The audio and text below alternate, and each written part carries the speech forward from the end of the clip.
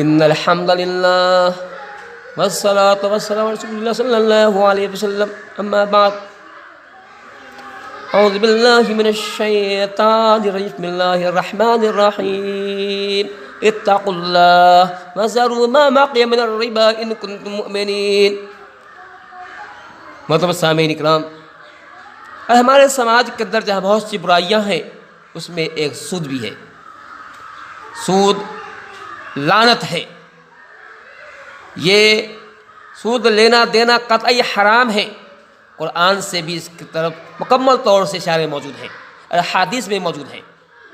میں نے آپ سے قرآن کی آیت پہلے فرماتا ہے کہ اے ایمان والو، اللہ سے ڈرو اور سودی کاروبار کو ترک کر دو اگر تم مومن ہو. اسی لیے اللہ فرماتا ہے کہ وہ لوگ جو سود کھاتے ہیں وہ قیامت میں ایسے اٹھیں گے جیسے شیطان کو چھو دیا ہو. وہ خبتی کی شکل میں ہوں گے، جو ہے وہ پریشان حال ہوں گے، ایسے وہ قیامت میں اٹھیں گے. یہ سود کا ببال ہے، سود کا یہ گناہ ہے. اسی طرح سے ہم پڑھتے ہیں تو اللہ کے نبی کی حدیث ملتی ہے. اللہ یہ فرماتے ہیں کہ لعن رسول اللہ صلی اللہ علیہ وسلم آکل الربا وموکلہ، کہ رسول نے لعنت فرمائی ہے، اللہ کے حبیب نے لعنت فرمائی ان لوگوں پر جو سود کھانے والے ہیں اور جو سود کھلانے والے ہیں. مطلب جو سود لیتا ہے، جو سود دیتا ہے، تو لعنت فرمائی ہے. اور کہا اتنا ہی نہیں، جو سود کو لکھتا ہے، سودی کاروبار کو جو لکھتا ہے اور جو اس کے دو گواہ ہوتے ہیں، اس میں اللہ کے نبی لعنت فرماتے ہیں. ذرا کیجئے سود کتنا بدترین عمل ہے کہ لکھنے والے پر بھی لعنت ہے، گواہ پر بھی لعنت ہے.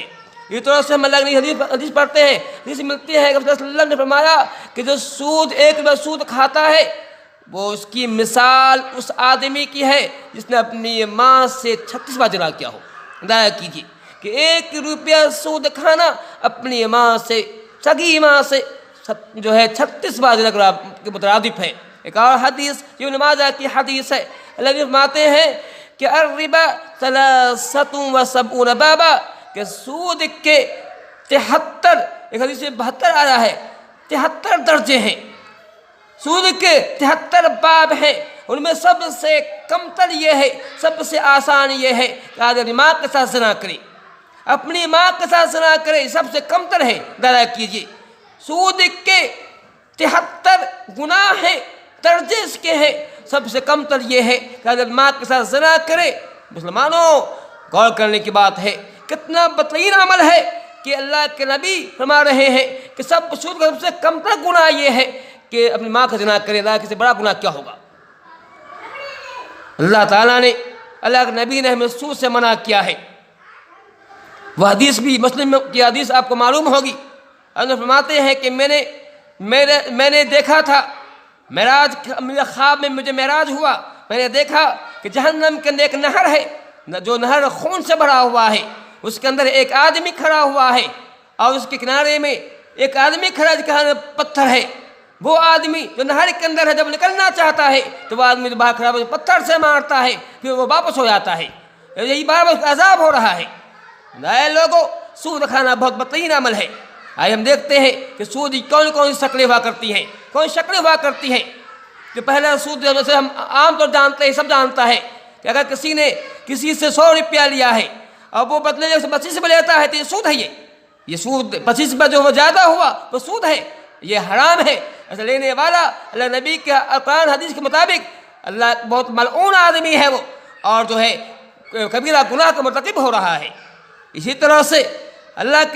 طرح سے اگر ہم سونا کو سونا سے بیچتے ہیں، اگر سونا کو سونا سے بیچتے ہیں، اگر اس میں زیادتی ہو جاتی ہے، یہ بھی سود ہے. اللہ نے فرماتے ہیں کہ بلا تبیعوا الذهب بالذهب الا مثلا بمثل، کہا مثلا بمثل، کہ سونا کو سونا سے مت بیچو، برابر ہونا چاہیے، برابر ہو. اور کہا قدم بیدن، نقد ہونا چاہیے. یعنی سونا کو سونا بدل رہے ہیں. میرے پاس سونا ہے، پرانا سونا ہے، نئے سونا مجھے خریدنا ہے، تو ہم پرانا سونا کو اس کو بیچ رہے ہیں. ہم 100 گرام سونا دیتے ہیں، 50 گرام سونا ہمیں دے رہا ہے. تو ایسا کرنا یہ حرام ہو جائے گا. کیونکہ اللہ نہیں فرماتے ہیں کہ سونا کو سونا سے بیچنا ہو، جیسے گیہوں کو گیہوں سے بیچنا ہو تو برابر سے ہوگا. جو ہے جو کو جو سے بیچنا ہو برابر ہوگا.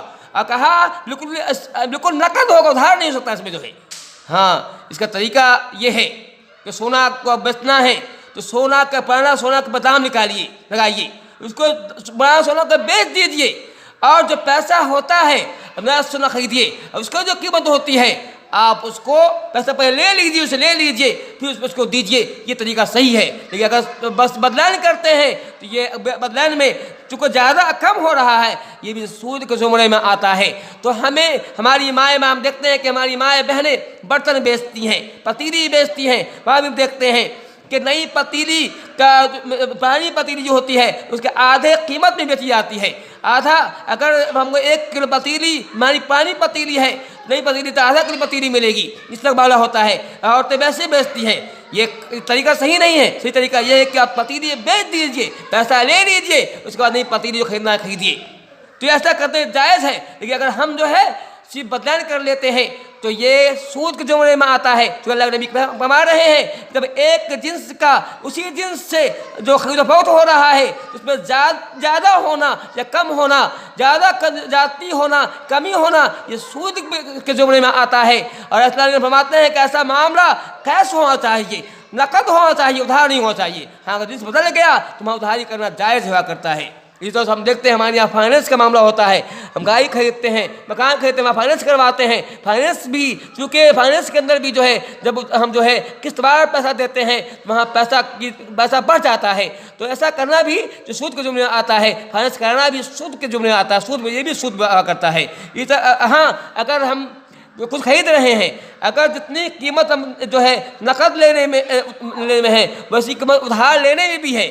اگر وہاں قسط دینے پر اس کا روپیہ نہیں بڑھ رہا ہے، اس کی جو ہے اس کا پیسہ نہیں بڑھ رہا ہے، بلکہ اس کی جو ہے اس کی قیمت متعین ہے، ابھی دیں یا قسط بار دیں، تو ایسی صورت میں جو قسط پر ہم قسط لے سکتے ہیں اس میں کوئی حرج نہیں ہے.